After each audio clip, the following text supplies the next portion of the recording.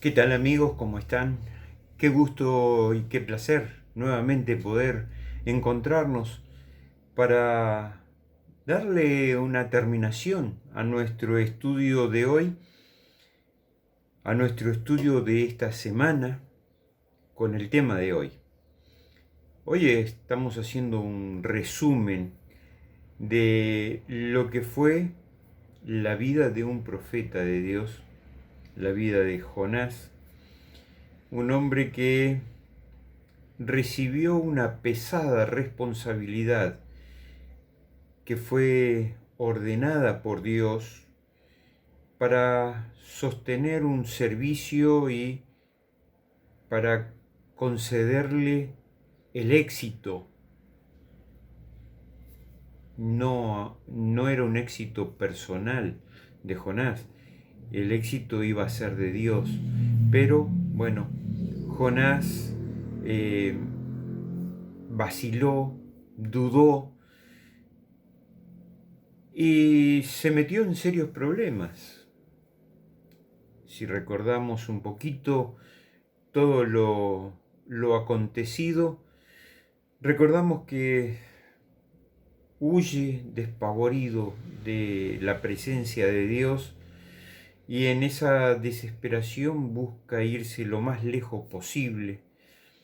Lamentablemente, en lugar de pensar que hacer la voluntad de Dios, él como profeta del Señor, tenía mucho más garantías de hacer las cosas bien y de que todo saliera bien.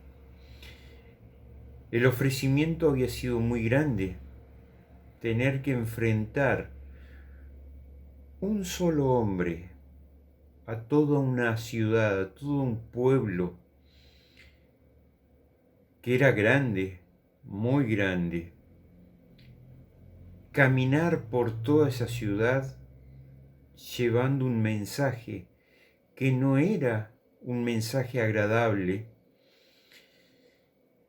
Él entiende que esa era una tarea muy grande, muy difícil, y decide abandonar esa tarea, decide escaparse. En el medio de esa fuga, esa huida de Jonás, se encuentra descansando en el fondo del barco, un barco que seguramente, como todas las embarcaciones de aquel entonces, eran barcos precarios. Si bien llevaban algunas cargas, si bien iban tratando de orillar lo más posible los lugares por donde transitaban, no eran grandes barcos como son hoy ciudades flotantes. Pero allí en un rincón de la bodega en el fondo iba Jonás escondido, tratando de pasar inadvertido de la presencia suya en aquel lugar. Cuando se levanta aquella tormenta, aquella gran tempestad, sin ninguna duda que comenzaron los marineros que creían sí en la buena suerte o en la mala suerte de que alguien en aquel barco estaba con problemas de mala suerte, que les estaba trayendo mala suerte a ellos. Así que comenzaron a echar esas suertes, pero esta suerte no estaba echada por ellos. Dios fue dirigiendo sin ninguna duda que el camino de aquella suerte y llegó a aquel lugar escondido allá abajo donde sí Jonás reconoce que él estaba escapándose de Dios, que era un profeta, y bueno, pide que para calmar aquella tempestad, después que todos los marineros, que todos los pasajeros se habían deshecho de su carga, de su peso para alivianar aquella embarcación, Jonás pide que lo tiren a él, al mar. E inmediatamente el agua se aquietó y aquel pequeño barquito, aquella embarcación siguió navegando, aunque ya sin sus pertenencias, sin su peso, pero por lo menos la gente iba más tranquila. En ese caer al mar, Dios prepara una salvación para Jonás y había preparado el vientre de un gran pez. Muchos hoy dicen fue una ballena, muchos dicen fue algún otro animal antidiluviano. No sabemos qué fue y tampoco debemos especular con qué animal fue.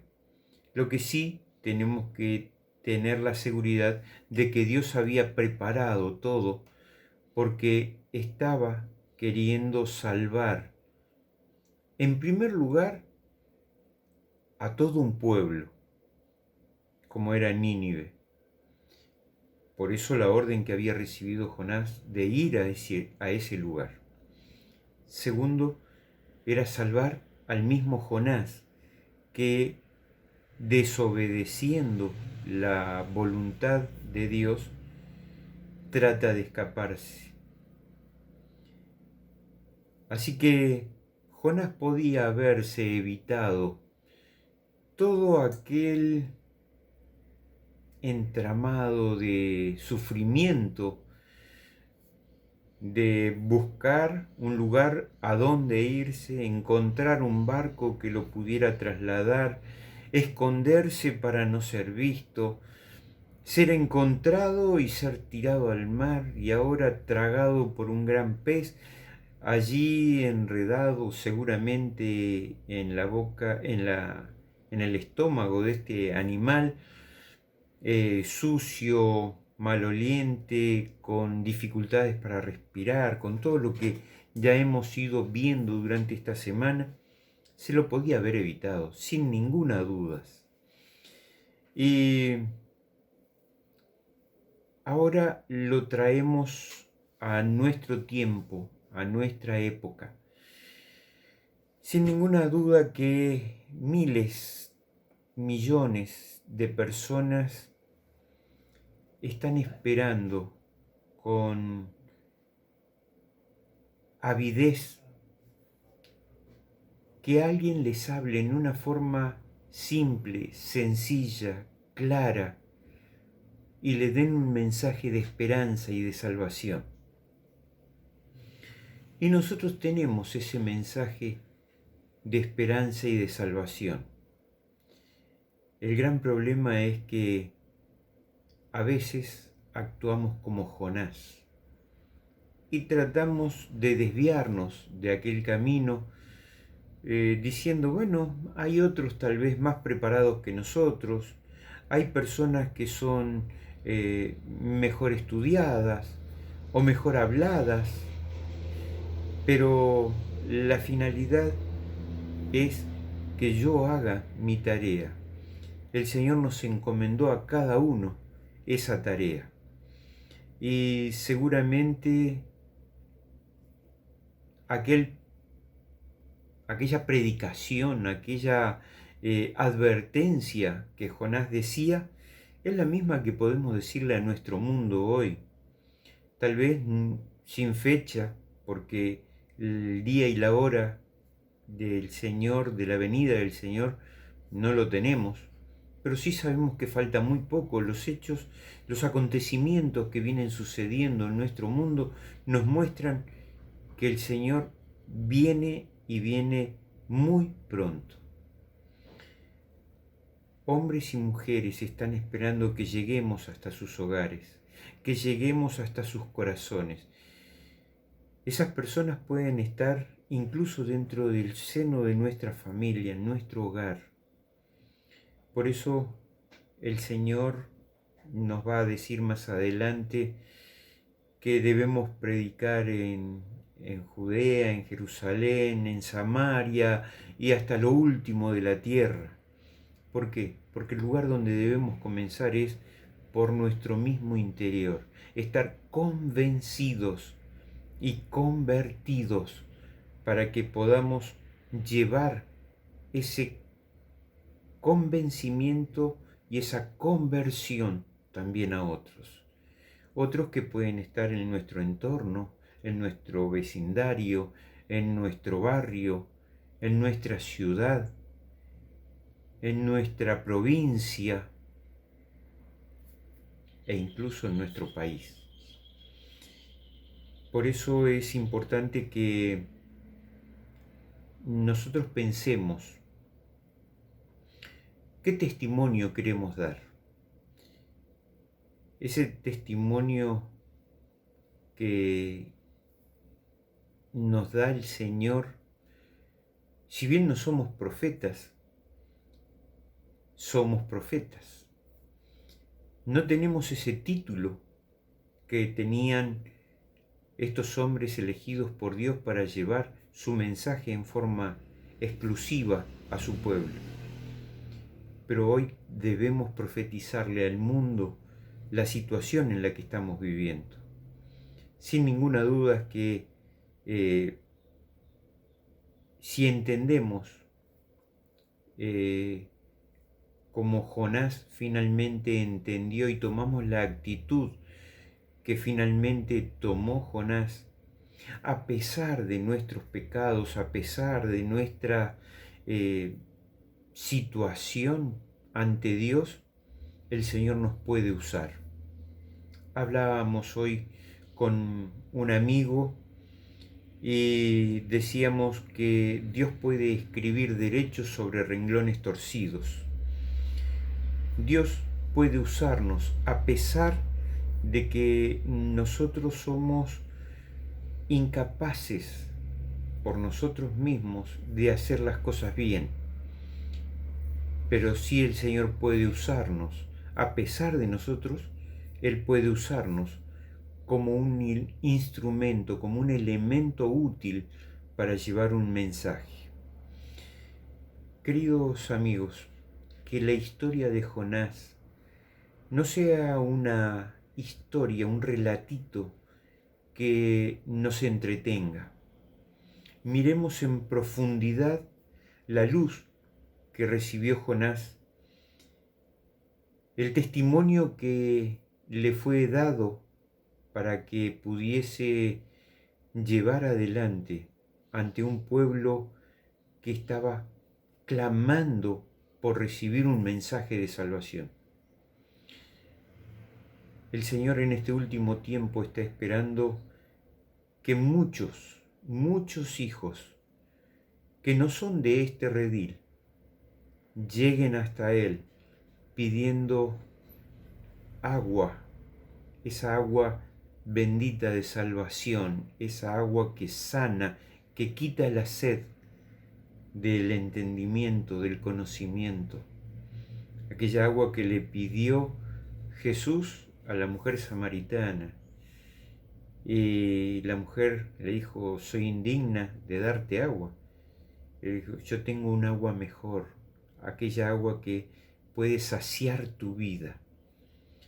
Hay muchos a nuestro alrededor esperando esa agua de vida, esa luz, ese testimonio que la gente está esperando de nosotros. Que el Señor nos dé la sabiduría y la inteligencia necesaria para que nuestro proceder no sea como el de Jonás, de escondernos, de huir, de evitar testificar, sino que seamos hombres y mujeres talentosos, que el mundo vea que en nuestra vida hay un Dios que es el que la dirige, que es un Dios que dirige no solamente nuestra vida, sino que también quiere dirigir la de ellos, porque quiere estar junto con nosotros en las mansiones celestiales. Que el Señor te bendiga, te proteja, y que podamos disfrutar en estas horas de sábado de su compañía, de su protección y por sobre todas las cosas, de una comunión constante y permanente a su lado. Será hasta nuestro próximo encuentro, ya con un nuevo estudio, con elementos diferentes al de Jonás, pero sin duda que estudiando ese descanso que el Señor quiere brindarnos, no solamente aquí en la tierra, sino un descanso permanente, de disfrute en las mansiones celestiales, porque está preparando un lugar para que nosotros podamos vivir eternamente con Él. Bendiciones y será hasta el próximo encuentro. Que el Señor te bendiga.